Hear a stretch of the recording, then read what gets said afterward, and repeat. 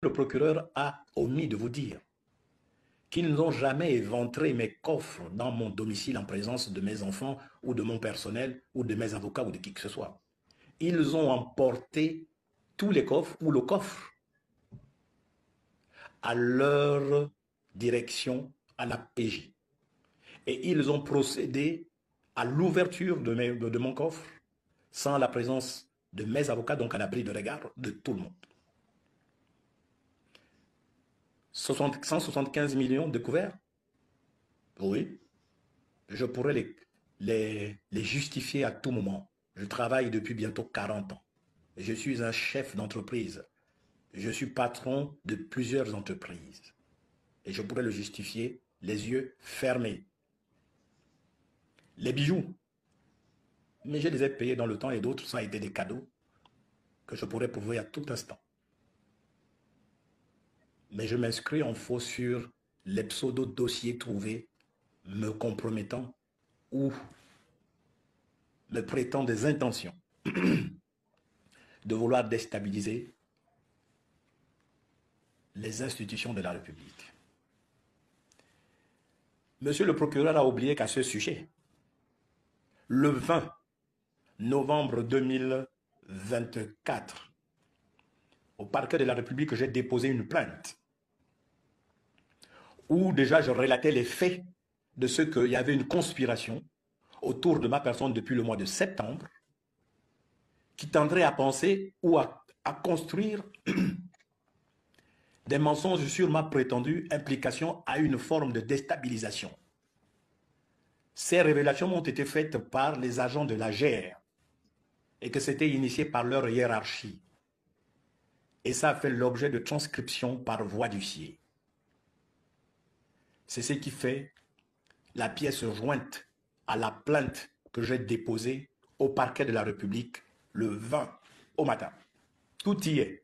De tout ce qui s'est fait depuis le 18, où le procureur de la République, en totale sournoiserie, en violation de mes droits, a déposé une interdiction de sortie du territoire, sans me le notifier au préalable.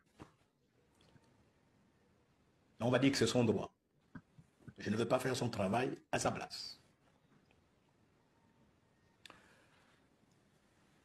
Revenons à la deuxième accusation de présumé viol, inceste et séquestration. Chers compatriotes, ne vous laissez pas abuser, et même l'opinion nationale. Vous comprenez que mon problème, il est ailleurs. Le problème, il est totalement ailleurs. Parce que, il y a moins de 10 jours, l'initiateur de cette plainte était le présumé père de mon enfant, Elisabeth, qui se sentant manipulé, au final, s'est rétracté en présence du procureur de la République et du juge d'instruction, du premier doyen des juges. À cet instant, la mère de mes enfants, Bilogué Lucie, n'a jamais initié aucune plainte. Et 3-4 jours après, on va dire que pour les mêmes faits, le même dossier, pour le même dossier, on a changé de plaignant, comme par hasard. C'est la mère de mes enfants, maintenant, qui porte plainte contre moi, pour une fille qui a bientôt plus de 40 ans, dans 3-4 ans. Notre enfant. Monsieur le procureur, c'est qu'elle a omis de vous dire, Madame Bilogué-Lucie, et ce que vous avez refusé peut-être de comprendre ou d'élargir vos investigations, c'est que il y a 3 mois, voire 2 mois et demi en arrière, j'avais initié une saisine au parquet de la République de Lambaréné pour des faits de dénonciation calomnieuse de la part du présumé progéniteur d'Elisabeth, le nommé au BAM Roland. qui m'accusait d'inceste, de séquestration et de viol sur ma fille. Nous avons tous été entendus, moi en premier. Lucie, la mère d'Elisabeth, la mère de notre enfant, Lucie Biloguet, madame, elle a été auditionnée, entendue sur PV. Elle a, sur l'honneur, signé un PV là-bas, dont j'ai copie, que je ferai parvenir à tout moment, où elle dit, persiste et signe, je vous dis bien, il y a 2 mois et demi en arrière, donc c'est tout récent, que tout ce qu'alléguait le sieur Roland Obama sur la toile était faux, que je n'ai jamais procédé à des attouchements, que ce soit maintenant ou quand notre enfant était plus jeune, et que ça n'a jamais existé ni de près ni de loin.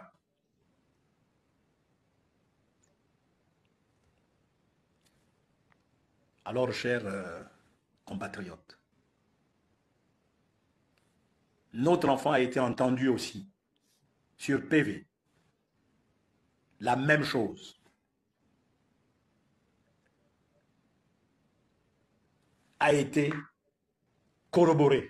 Les propos ont été corroborés pour dire que ça n'a jamais existé. Alors, comment comprendre qu'en espace de 2 mois, quelqu'un d'équilibré, je lui reconnais cela, sauf avis contraire, chers compatriotes, peut se déjuger et vouloir causer du tort à quelqu'un qu'elle venait de défendre dans la même procédure, dans les mêmes faits étaient reprochés. Je dis, il y a un problème, chers frères et chers compatriotes. Et le problème, il est ailleurs. Le problème, c'est le général Oligui Nguema et moi-même qui connaissons. Je pense vraiment avec beaucoup de sagesse que ça n'honore pas tout ce qui se passe dans notre pays. Et la sagesse commande que, à un moment donné, on puisse dire l'intérêt supérieur de la nation, la paix est plus importante que le règlement de compte par personne interposée et par la justice interposée. J'ose croire que c'est l'entourage, que c'est des personnes mal intentionnées qui vous induisent en erreur, Monsieur le Président de la République. Vous et moi, nous savons que nous avons fait un don de soi pour arriver à la situation que nous vivons aujourd'hui. La transition. La transition, Monsieur le Président de la République, chef de l'État, de la transition.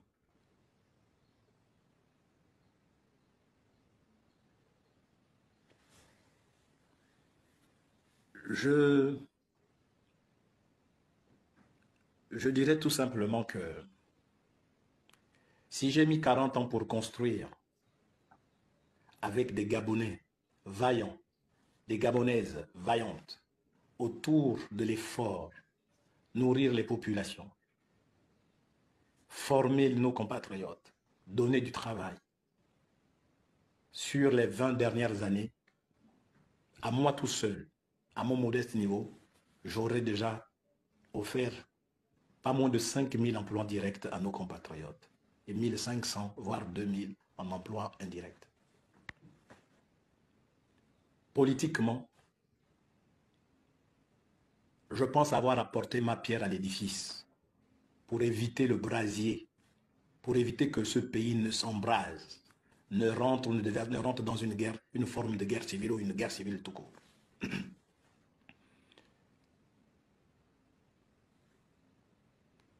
J'appelle à la sagesse vraiment des frères et sœurs.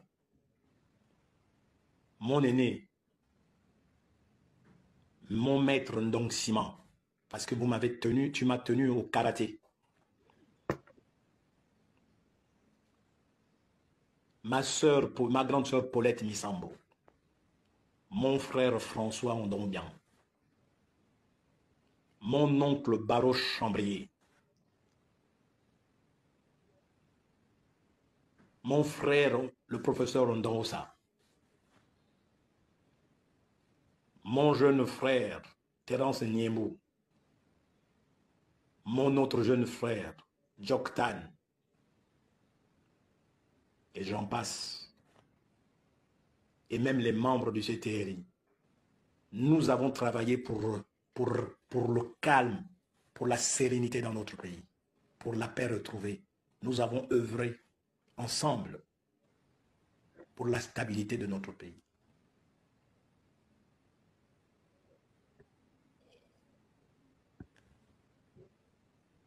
Pendant que tout le monde, pendant que tout le système, Ali Bongo Ondimba, vous avez déclaré personne non grata, j'étais le seul à venir vers vous, à épouser votre combat, à m'engager à vos côtés. Me voir au lendemain du coup d'État n'a jamais été de l'improvisation, vous le savez. Je vous ai fréquenté avant, pendant et après. Et je vous demande, en tant qu'homme politique, vous avez des positions aujourd'hui à côté de notre président, de pouvoir œuvrer à ce qu'il y ait une accalmie. Parce que ce qui se passe ne nous honore pas. Parce que hier, vous étiez dans le besoin, j'étais présent. J'étais à vos côtés. Je vous ai fréquenté individuellement et collectivement. Je ne peux pas aller au-delà parce que j'estime que nous sommes tous assermentés et nous sommes des hommes nobles et responsables. Vous me devez bien ça.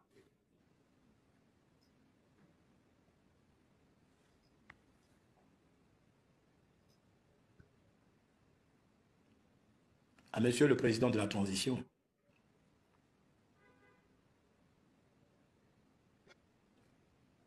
je pense que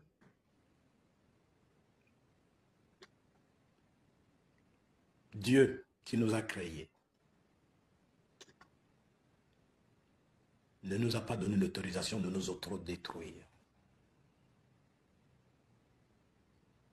Je prie que la sagesse l'emporte sur toutes les passions.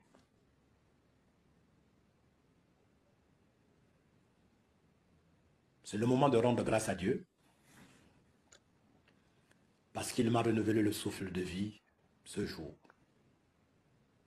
Je prie pour notre pays. Et encore merci à nos compatriotes qui ne m'ont pas abandonné et qui n'ont pas cru aux premières heures de toute cette machination. Merci à la diaspora. Merci à tous ceux qui vivent sur l'ensemble du territoire. Quand la sécurité me sera garantie, je viendrai en âme et conscience parce que je ne me reproche de rien. Et mon problème, encore et encore, je le répète, il est politique. Parce que tout le reste, c'est de l'habillage et c'est de l'invention. Je vous remercie.